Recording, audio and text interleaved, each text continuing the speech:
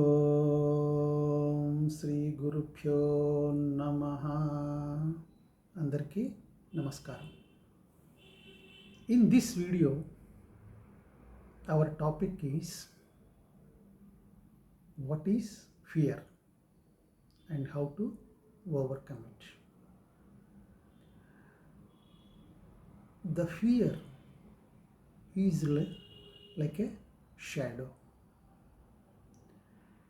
It is non-substantial, but it is not non-existential. Because when you had a nightmare in a dream, you wake up. Though you wake up,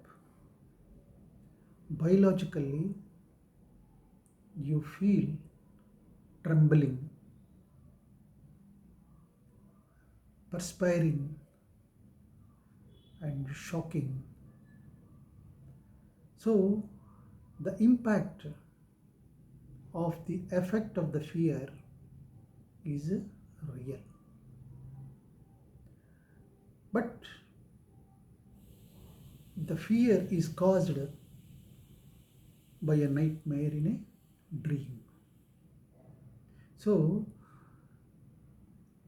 the fear, the root cause for the fear is ignorance. Ignorance of the self. See, when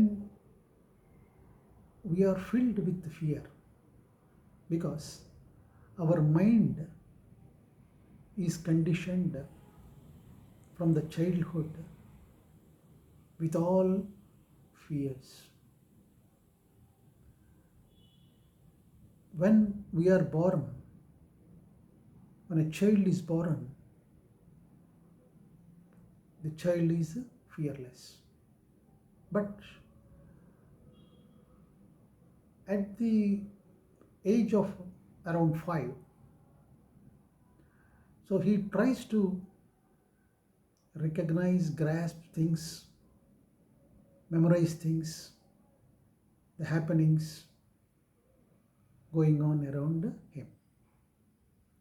So the conditioning of the mind through the teachings of the parents, etc.,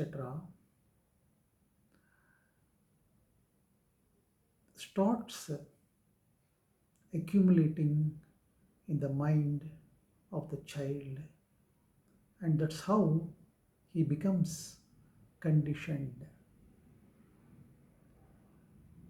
So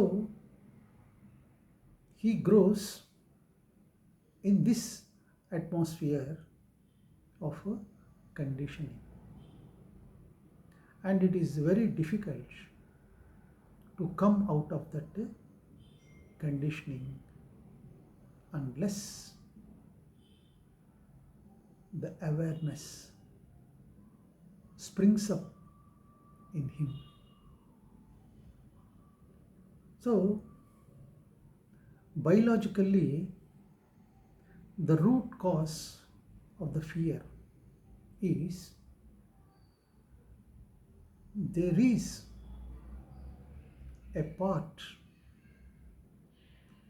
almond type structure part is there in the brain, which is called amygdala. So it receives the information from the senses and start processing it, and it is mostly concerned with the survival instinct. So it creates fear in the man biologically. So psychologically, conditioning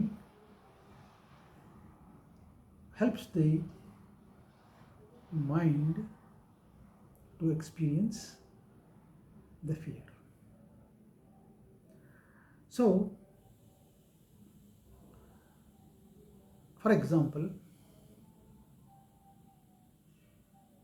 people are afraid to speak which they do not like. But people are forced to speak which they don't like. Suppose, for example, in all professional lives, they are conditioned to speak in a certain way. They are conditioned to behave in a certain way with the people around them and all that. So, we speak what we don't want to speak. We behave we don't want to behave. So, like that, it causes a split in the mind. It leads to split personality, and psychologically, it is called schizophrenia. So, this is the state of each and every human being in the world. So, we experiences all kinds of fears. Fears are all reflections of the main fear, that is death.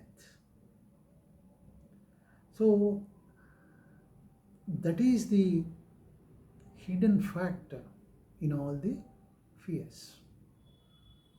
Suppose in employment, suppose we lose the employment, what happens? How I survive? Like that, in all professions, in all spheres of life, we experience fears. Apart from that,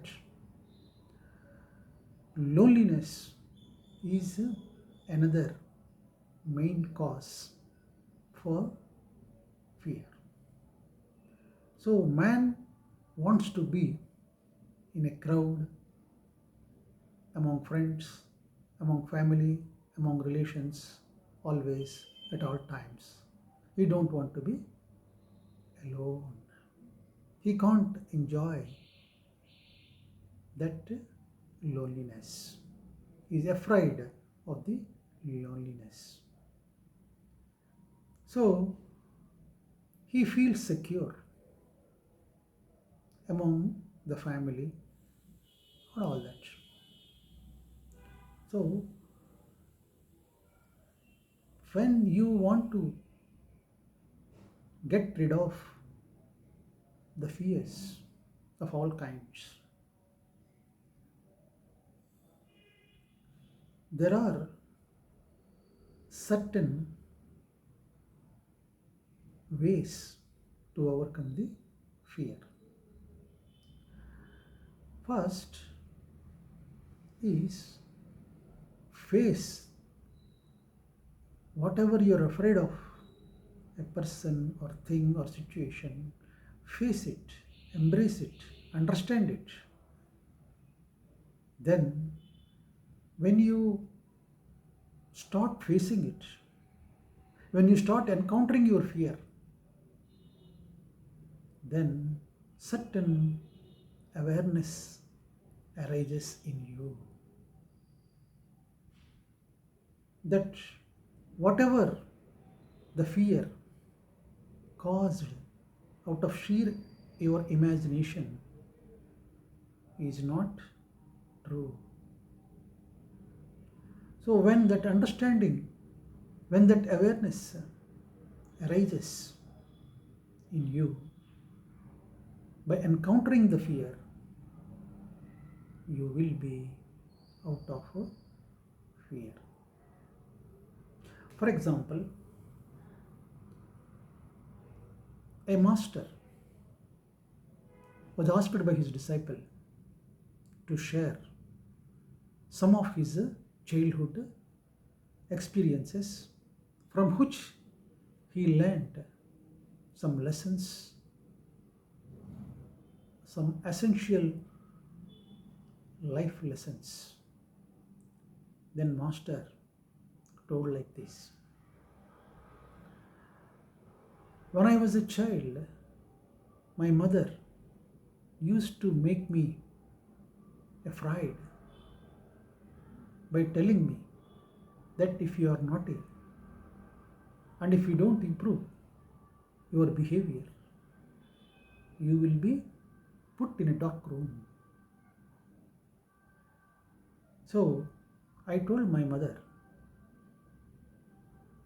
put me in the dark room. So my mother, frustrated with my behavior, put me in a dark room and closed the doors for some time. So I never experienced any fear. My mother told me that there is some devil in the darkness. So I searched for the devil in the darkness. I could find none. So my mother opened and surprised. Did you not fear for anything? No, I said. So the lesson I learned from that experience is, whatever you are afraid of, face it and you will be able to overcome it. So there are a number of examples like this. Naturally, in general life, everybody is afraid of something or other. And what is the main reason for it is, we do something, we expect something to happen, so we are afraid whether that things happen or not. Suppose the child goes for or a student writes his exam, he is worried about his result, whether he will be able to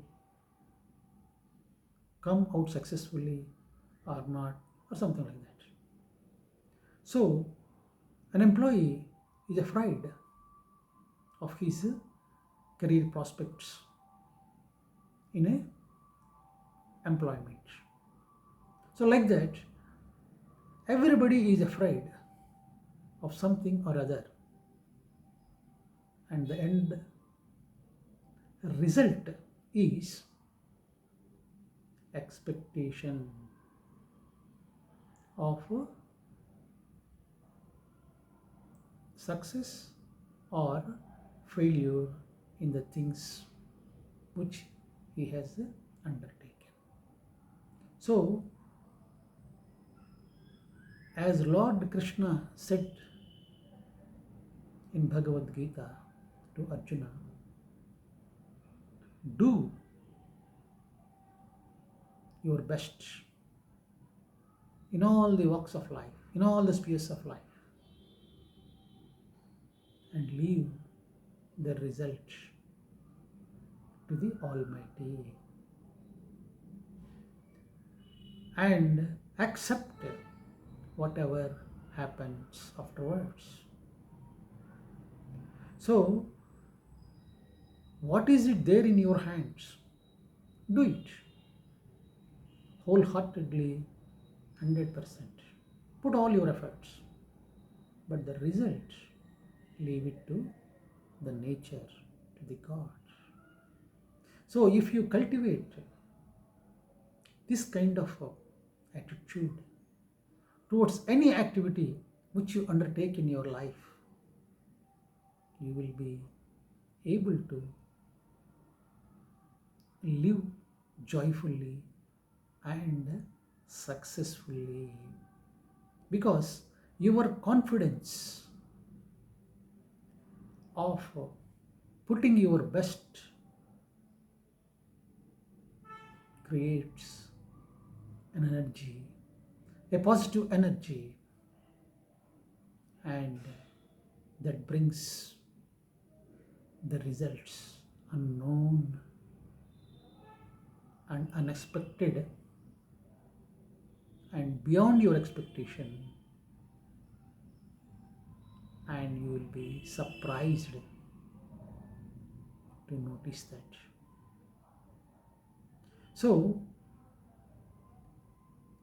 the fear is there, will be there, but it is pure imagination. It is a shadow.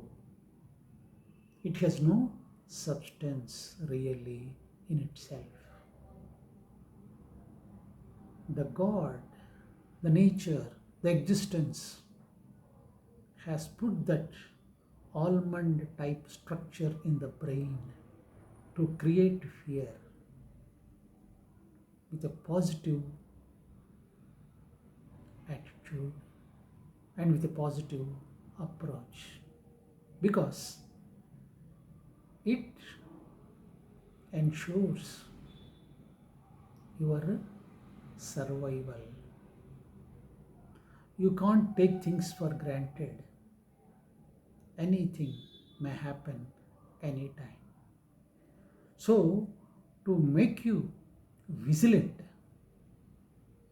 to keep you in awareness, and to make you alert, God, the Creator, with all mercy, has made that arrangement in your biological system.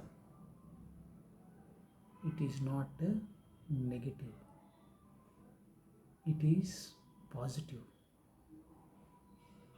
But with all our ignorance, we take it otherwise. You see, don't try to eliminate, don't try to destroy the fear. Understand it, embrace it, face it. When you face it, it disappears because it has no substantial existence. So, another example regarding death. People are afraid of old age, of sickness. We see people dying in misery, in frustration, in depression, suffering from all kinds of pains, biologically and psychologically. And finally, they meet the end point of death. So, we are afraid of seeing all that happening around us, and we are afraid. So, we make all arrangements to feel secure, bank balances, all that, family, relations. We do all that because we feel internally insecure about our life. But remember, it is not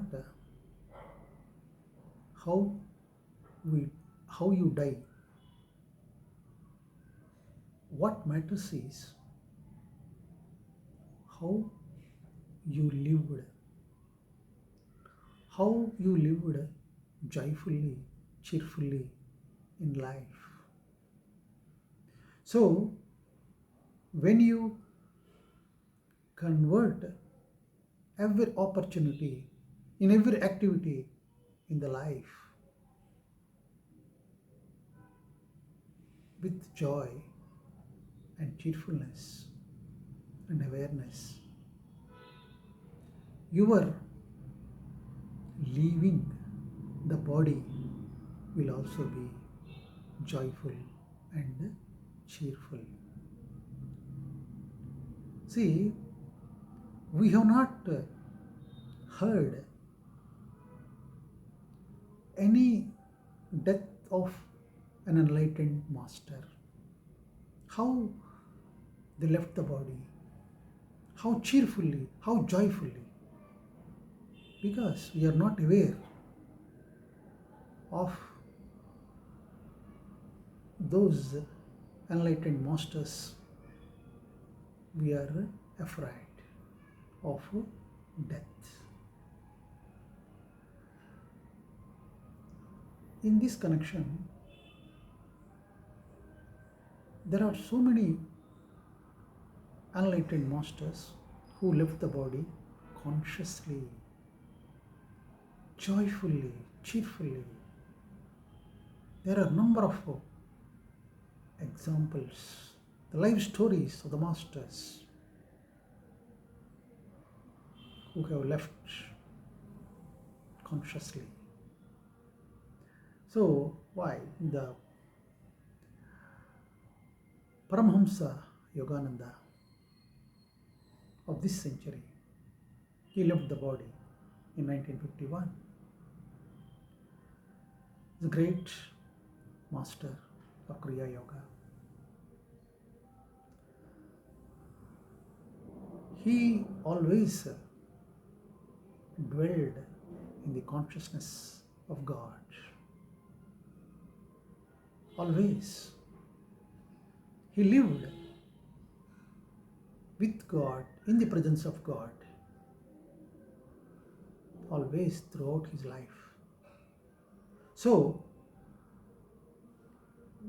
when he was about to depart from this world,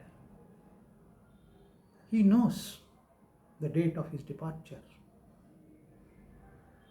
So, he wished that he should leave the body consciously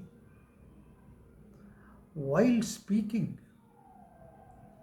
about the source of his creation, God.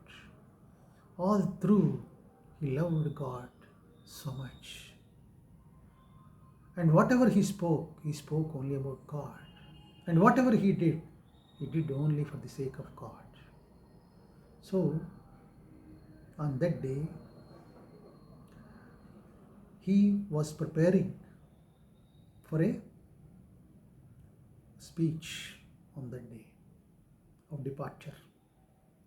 So, he told all his disciples and he bid farewell to each and every disciple and then walked on the stage. While speaking about God, and after finishing the speech, he fell down on the stage. And his body was put in the whatever that this thing coffin, and for up to 1 month he was not buried. But they have recorded that the body of Sri Paramahamsa Yogananda was intact. There was no sign of any deterioration in the biological condition of the body, because he lived such a holy life, such a pious life. So then there are so many other masters who left the body so consciously and joyfully. They know they are leaving the body and they are not the body. They know they are going home. So, similarly, another great saint, Ramana Maharshi, he also left the body consciously. So, when you are in the lap of the gods, when you dwell in the consciousness of the gods, then you know that you are the divine child of that Almighty, and you will be able to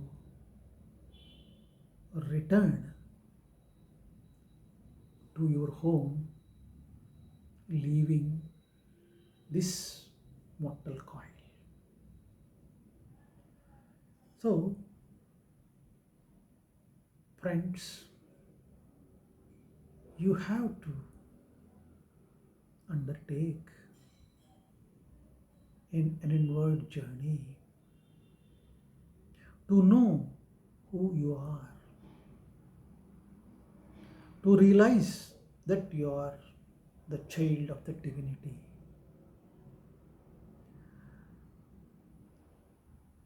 Remember, when you come out of your secure and comfort zone, then and then only you can experience the all pervading protection of the Lord. Then and then only you can realize His compassion, His love towards you. So, what is the antidote for the fear? Love is the antidote for the fear. Love of God. Love of God and seeing God, experiencing God in and around all you is godliness. See, when you love a woman, she becomes beautiful.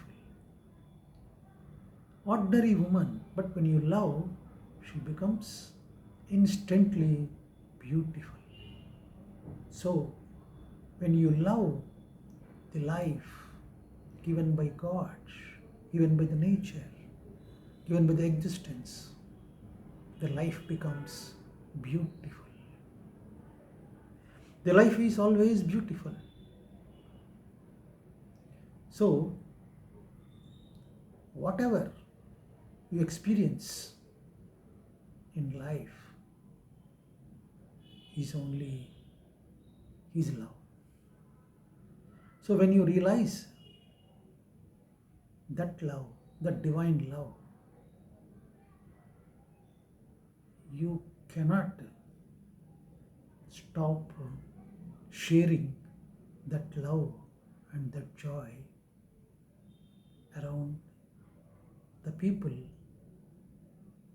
in and around the people you are living. So, whether you are in sickness or whether you are in a healthy state, remember God is always watching you and protecting you. So, it is the God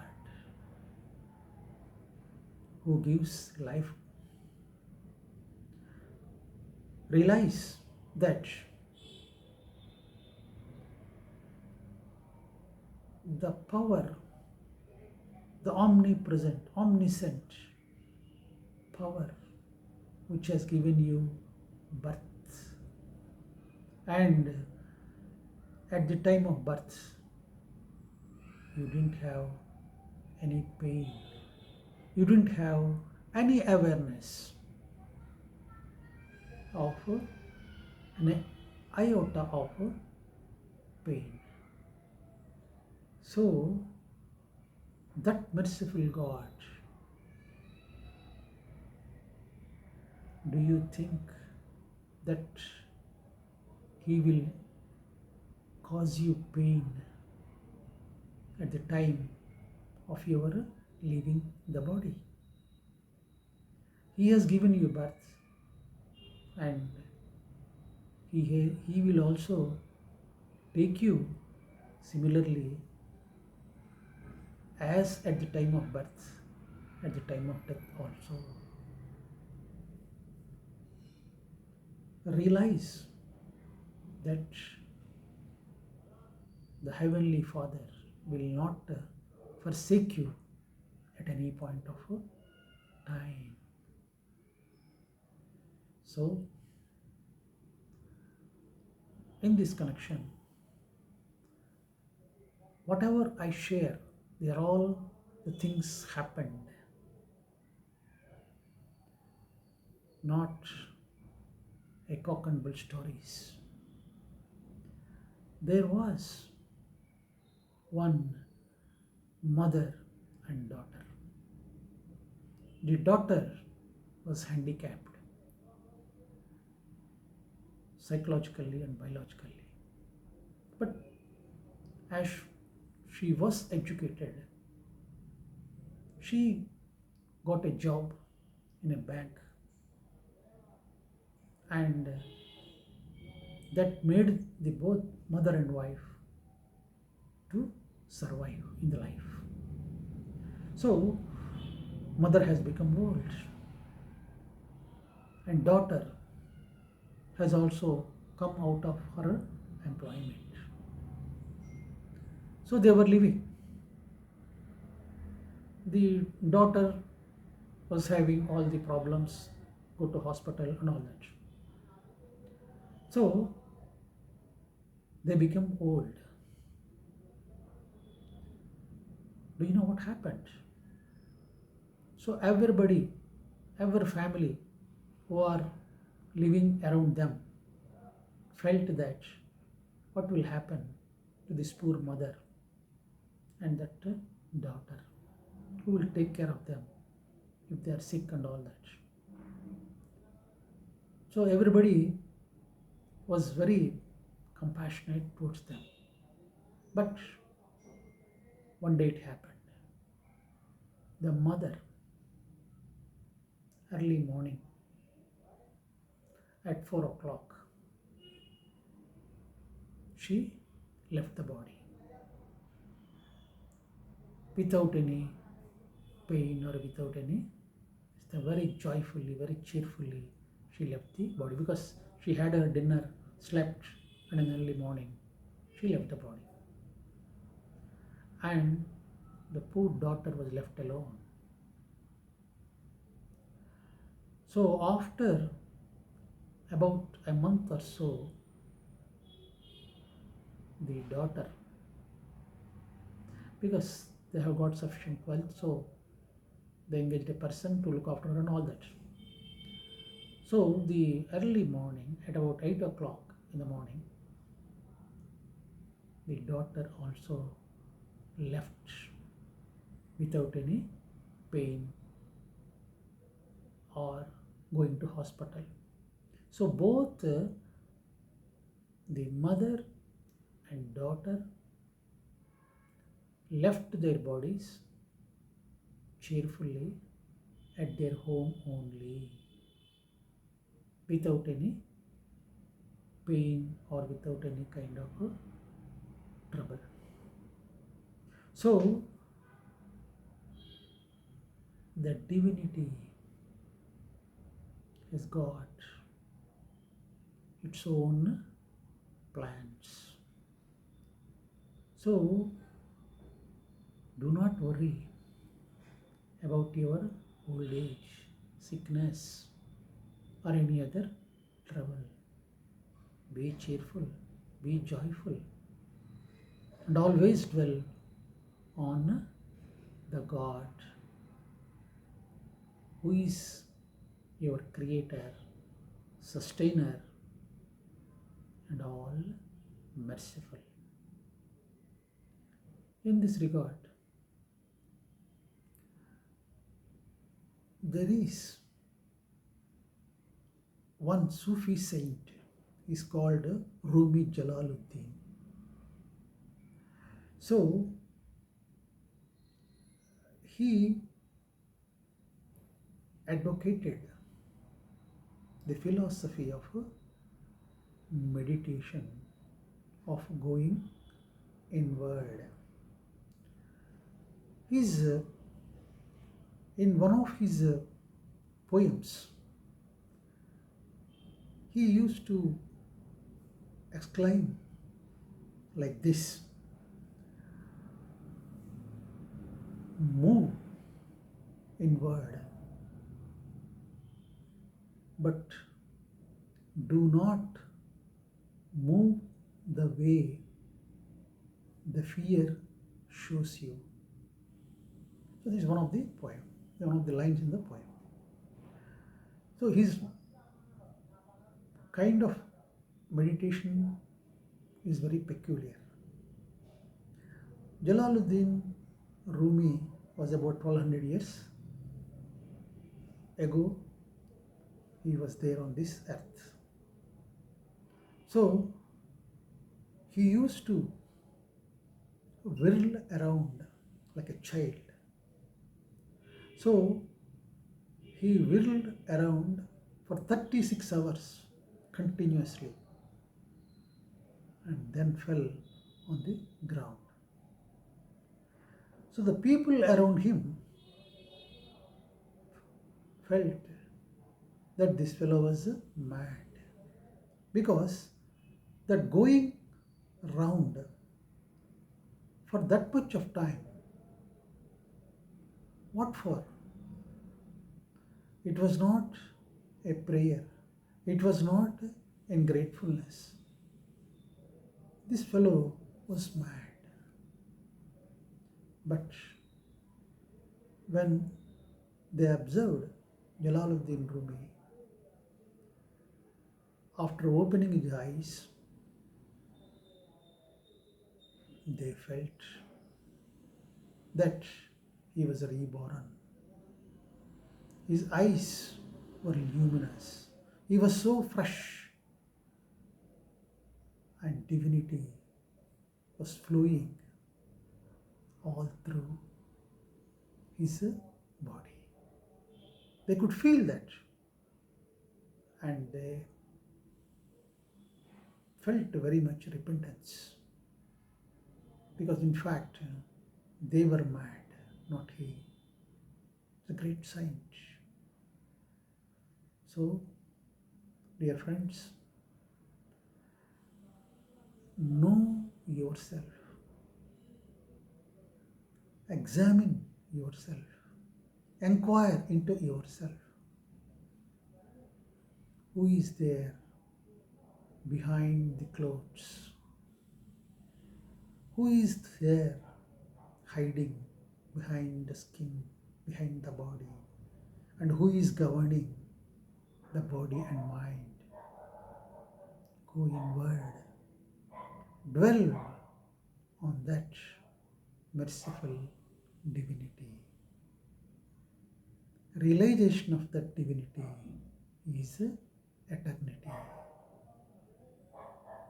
So, thank you.